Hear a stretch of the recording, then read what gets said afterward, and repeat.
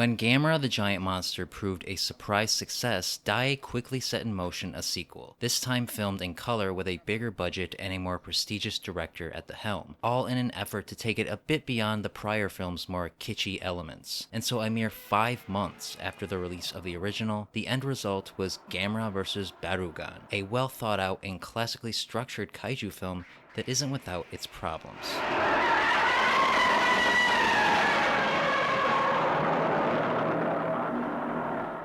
6 months after Gamera was launched into outer space in a rocket, the vessel collides with a meteorite, freeing the flying turtle, who quickly makes his way back to Earth. At the same time, a World War II veteran sends his brother Keisuke and 2 mercenaries to the island of New Guinea to retrieve an opal thought to be worth millions. Betrayed by the treacherous Onodera, Keisuke is left for dead, while Onodera returns to Japan with the opal. However, the jewel is revealed to be an egg, which hatches, giving birth to the monster Barugon. The monster proves to be too powerful even for Gamera, forcing the JSDF, with the help of the regretful Keisuke and the island native Karen, to employ increasingly creative tactics to deal with the strange and peculiar creature.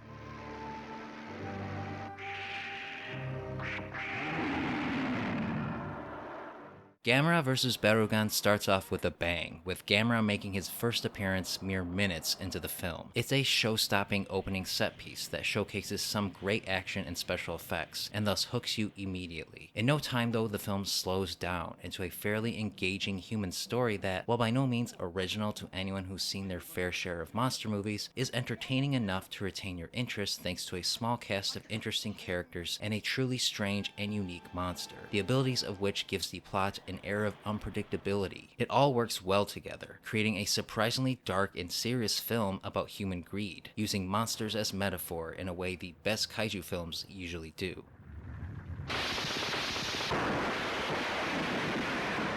Yes, given the Showa-era Gamera film's reputation for kiddie fare, you may be shocked to find that Gamera vs. Barugon is as serious-minded as it is. Unlike the original, there are no children to be found here, and the story contains numerous moments of betrayal and revenge. In fact, the human storyline is kind of more interesting than the monster stuff, elevated by solid performances by all the actors and a well-paced plot peppered with some genuinely good human drama. Kojiro Hongo makes for a strong leading man as Keisuke Hirata, a man trying to redeem himself for inadvertently unleashing Barugon onto Japan, while Kyoko Enami is immediately striking as Karen, a New Guinea native who uses her knowledge of the monster to help Japan come up with strategies to stop it. The standout performance though is Koji Fujiyama as Onodera, the slimy two-faced double-crosser whose greed knows no bounds. He is a great human villain to root against, and his actions are the main driving force of the human side of the plot.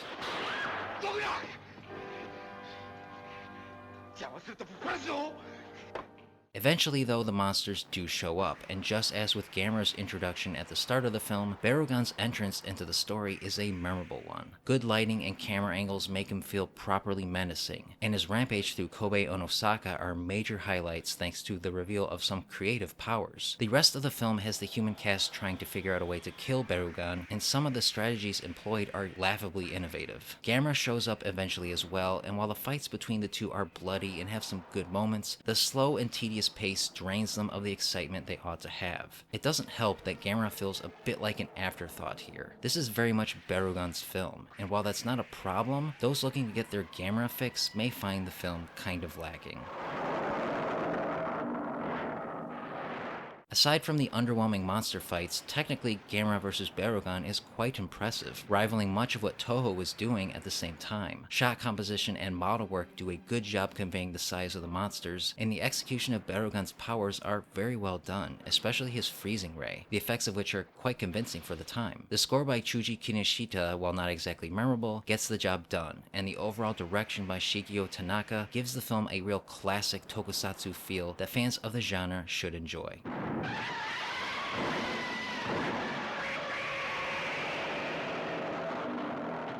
Gamera vs. Barugon is a very good follow-up to the original film, and takes the then burgeoning franchise into a darker direction than you'd expect given the series' reputation. While the fights between Gamera and Barugon are kind of underwhelming, everything else is stellar. Barugon is an interesting antagonistic monster, itself a symbol of the theme of greed that permeates throughout the film. The human storyline is just as good, if not better, held up by good characters and an easy-to-follow and engaging plot. It's a really good old-school kaiju flick that leaves you both satisfied and wanting more. For more reviews and opinions on all things Gamera, subscribe and stay tuned to Up From the Depths.